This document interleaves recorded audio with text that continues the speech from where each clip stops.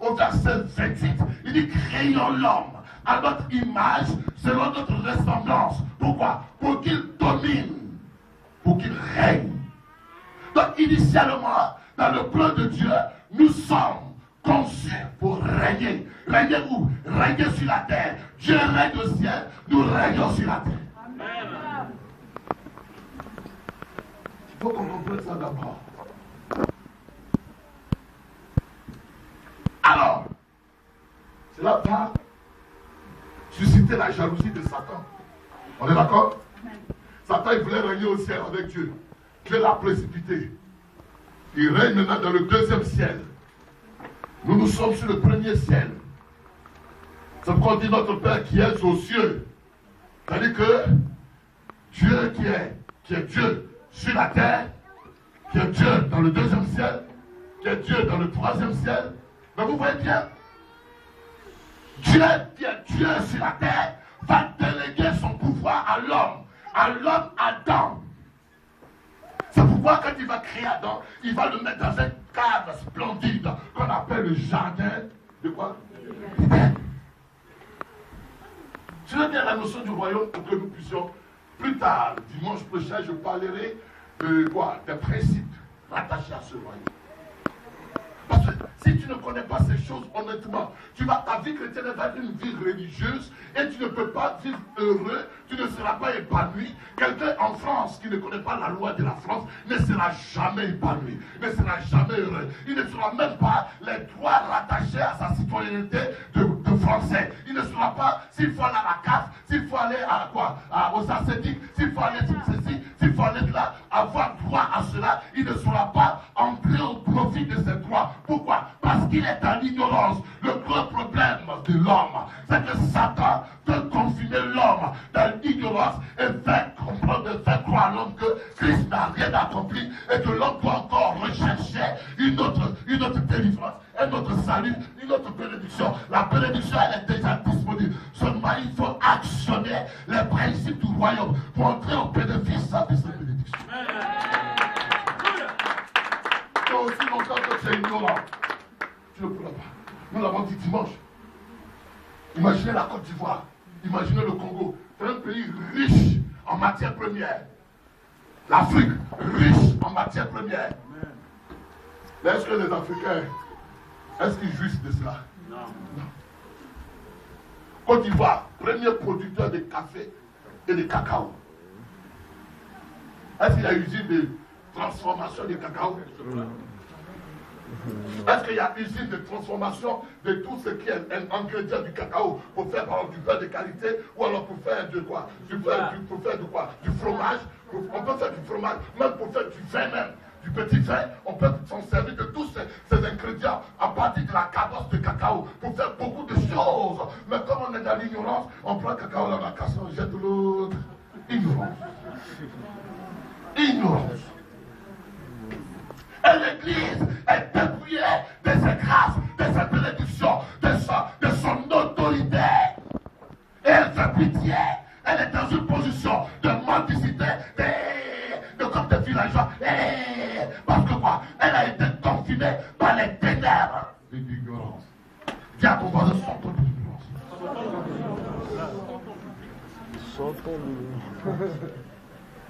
Alors, qu'est-ce que Satan te fait? Comme il sait que l'homme est établi dans le royaume, en Éden, Satan, il vient usurper. C'est un usurpateur. Il vient voler. Comment tu m'écoutes? Satan est venu voler le royaume à qui? À l'homme.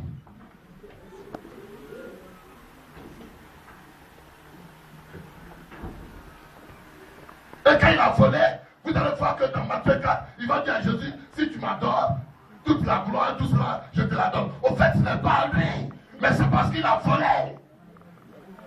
Et c'est à toi. Amen. Et quand tu te rendras compte que c'est à toi, tu le lui réclameras de force et il sera obligé d'appliquer, il sera obligé de te le donner parce qu'il ne peut pas faire de la rétention pour ceux qui t'appartiennent. Mais il faut comprendre. Donc les prophètes sont venus. Ils vont parler du royaume. Jésus va venir, il va parler de quoi? Du royaume. Bon, premier message, dans le Matthieu 4, 17, répandez-vous. Quand quoi? Le royaume de Dieu est proche. Il ouvre la bouche. Et la première pensée, c'est le royaume. Pourquoi? Parce que sur la surface de la terre, tout ce qui se fait, c'est un royaume contre royaume. Nous vivons l'influence des deux royaumes. Soit le royaume de Dieu impacte la vie, soit le royaume des ténèbres impacte la vie. Sur la terre, nous sommes soumis à quoi? Au royaume. Dans notre maison, soumis au royaume. Dans l'église, soumis au royaume. Donc Jésus va venir. Il va réinstaurer la notion et le concept de quoi? De royaume. Dis Amen. Amen. Oh. Royaume. Et dans ce royaume-là, il va y avoir un roi. Il va y avoir des citoyens.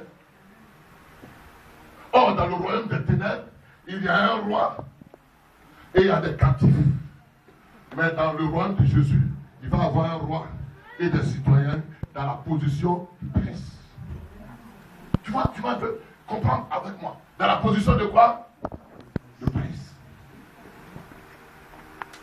Dans la position de dominateur. Il est venu rétablir le royaume afin que les citoyens de son royaume ne soient plus assujettis, mais qu'ils soient des hommes libres. Amen. Est-ce qu'on se comprend? Amen. C'est pourquoi Jésus va prêcher le royaume.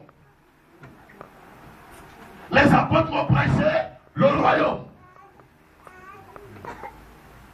Et à la fin, quand l'église sera enlevée, nous serons partis, nous allons revenir sur la terre pour qu'il y ait encore royaume. Amen. Donc, notre foi là, elle est liée à quoi? À la royauté. C'est pourquoi Pierre va dire, vous êtes un sacerdoce royal. Et quand tu as compris royal, royaume, tu vas voir qu'à chaque royaume, il y a une culture. Il y a une nature, il y a une civilisation, il y a un comportement, il y a des coutumes. Quand je suis dans le royaume à Caen, je m'habille comme que j'ai voulu m'habiller comme ça ce matin. Je porte pagne pour montrer que je sors du royaume à Caen. Pour ceux qui sont ivoiriens, quand je suis titan, quand je suis de Fresco, quand je suis du sud là, je m'habille. Quand je suis du sud-ouest, je m'habille en paille. On sait de quelle tribu je viens. Chaque royaume a sa culture, a sa nature, a ses principes. Amen. Il faut le comprendre pour que tu sois à l'aise dans le royaume de Dieu. Amen. Tu es qui? Fils de quoi? Du royaume. Alléluia. Je vais abrèger le sujet parce qu'on doit le continuer dans le principe. Vous allez voir que l'histoire d'Israël même, Dieu envoie Moïse. Dans Exode 3, il dit, j'ai entendu les cris de mon peuple. Vous savez l'histoire. Je suis venu pour le délivrer, pour le conduire dans un pays où coûte le lait et le miel, n'est-ce pas? En Canaan. Donc, dans la pensée de Dieu, Dieu va délivrer Israël pour l'amener dans un pays qui lui réserve, dans lequel il y a le lait et le miel, dans lequel il y a les délices, dans lequel il va trouver la tranquillité, dans lequel il va reposer, dans lequel il va avoir la paix, mais qui sera pour Israël physique un royaume. Parce que dans le royaume, c'est la paix. C'est pourquoi pourquoi quiconque rentre dans le royaume de Dieu, il trouve la paix.